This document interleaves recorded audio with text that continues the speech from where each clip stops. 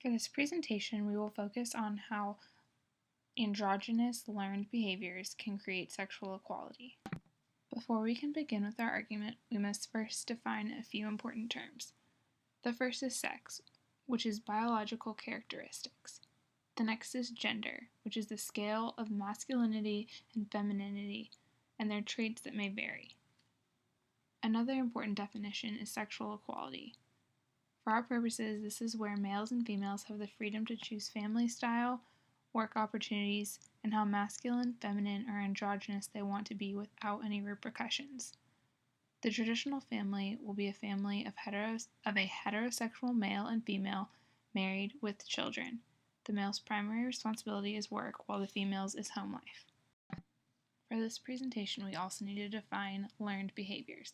These are behaviors which have been attained through observation, reproduction, and motivation, as opposed to innate behaviors, which are reactions completely natural.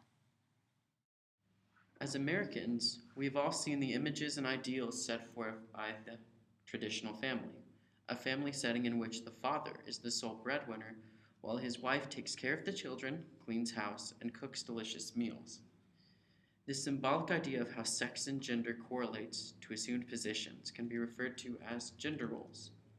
These gender roles that were once coveted as the normal and proper characteristics of a family are now showing their more detrimental tendencies. These roles can teach males to ignore their own feminine tendencies, forcing them to step up into less comfortable masculine roles, and vice versa for females. Sexual equality will not truly exist in our society until we allow everyone to have their own choices of gender. Next, Shannon is going to talk about Summer's counterargument. Our argument for the enforcement of sexual equality is where masculinity is emphasized much more than femininity, but have both viewed as equal. Though according to Christina Summers, women like gender roles and enjoy being feminine. Femininity is the actions and aspects of gender role for women, related to the way women act, look, and play their role in life. Women's actions would be the things they do and the way they walk and talk. Women's feminine look is basically from the way they dress, such as dresses, skirts, high heels, makeup, and etc.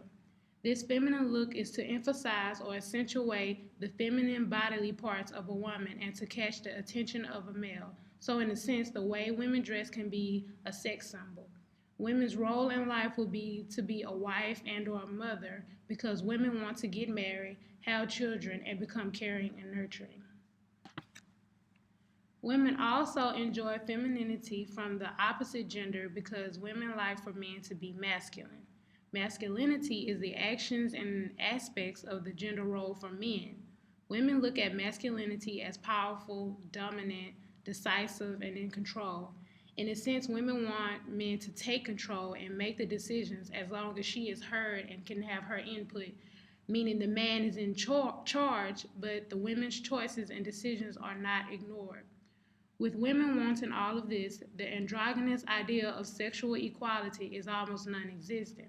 We are not arguing to eliminate gender roles, but since childhood is the initial stages for sexual views, we simply argue for the suggestion of androgenizing the tactics of parenting. So children would be taught more of the equalities of sexes rather than the differences. Freudian psychology has a theory that children that have developed a strong and close relationship with their parents tend to look for those properties in a mate. Children take the templates of their parents and choose mates according to the template that the parent provided, whether good or bad. Children may choose the exact same template as their parents, or they may choose the exact opposite. The parent still remains a very vital influence in the offspring's choice of spouse. Children raised without knowing their parent look for other templates, while children of lesbian and gay couples are influenced by their same-sex parents. Parents begin these gender stereotype roles when their child is born by dressing them in a particular colored clothing that they think are appropriate for that gender. One study found that parents have expectations for their children 24 hours after birth.